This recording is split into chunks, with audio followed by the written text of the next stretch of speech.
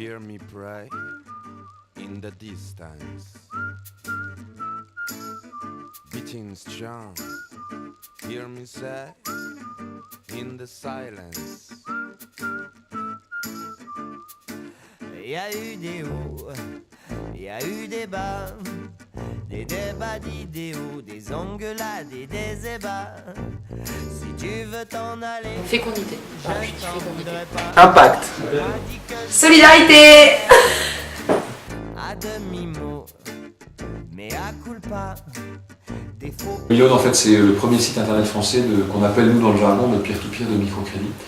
Plus prosaïquement, en fait, c'est un site de microcrédit solidaire qui permet aux internautes, donc au grand public, de venir parrainer des bénéficiaires de microcrédit dans les pays en développement, non pas en leur donnant de l'argent, c'est le rapport classique de l'argent à l'aide ou de l'argent humanitaire, mais en leur prêtant de l'argent. En fait, on est dans l'univers du microcrédit. On a des bénéficiaires de microcrédit qui nous sont remontés sur le site dans le cadre de partenariats avec des institutions de microfinance, ces fameuses banques des pauvres dans les pays en développement.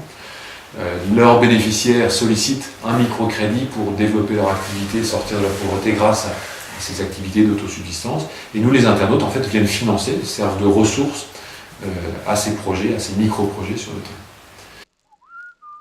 Hear me pray in the distance. Donc depuis un an, puisqu'on vient de souffler notre première bougie, Babylone a fédéré un peu plus de 4000 membres, donc 4000 internautes qui viennent prêter, faire des prêts solidaires.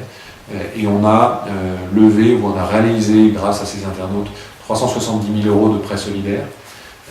Et on a refinancé, ou on a financé 1300 projets dans 6 pays, puisque Babylone est présent au Bénin, au Vietnam, au Cambodge, aux Philippines, au Tadjikistan, au Équateur.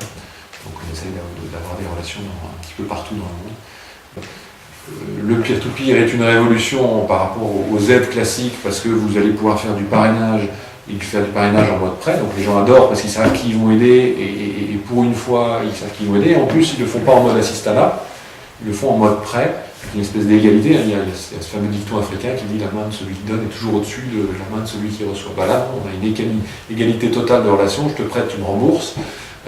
Donc c'est vraiment un outil d'expression de la dignité humaine, et c'est ça que les gens adorent. On a structuré Babylone comme un social business. L'entreprise, si un jour gagne de l'argent, ne pourra pas les distribuer à ses actionnaires, dans des proportions tellement faibles que c'est quasiment inexistant, qui obligera l'entreprise à réinvestir ses bénéfices, si elle en a un jour, dans le développement de son activité, par exemple. On s'est imposé à ce que tous les salariés deviennent actionnaires de l'entreprise.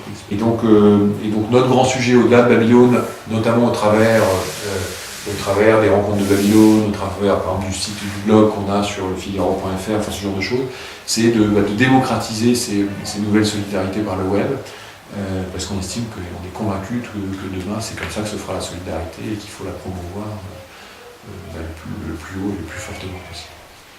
Quand on va sur le terrain et qu'on travaille dans le microcrédit, moi je suis toujours fasciné des rencontres qu'on a avec les bénéficiaires de microcrédit. Vous rencontrez un bénéficiaire de microcrédit, il vous accueille avec un sourire incroyable, il vous remercie 10 fois, tellement il est fier de vous montrer qu'il est capable de sortir de la pauvreté grâce à sa petite activité, grâce à son microcrédit.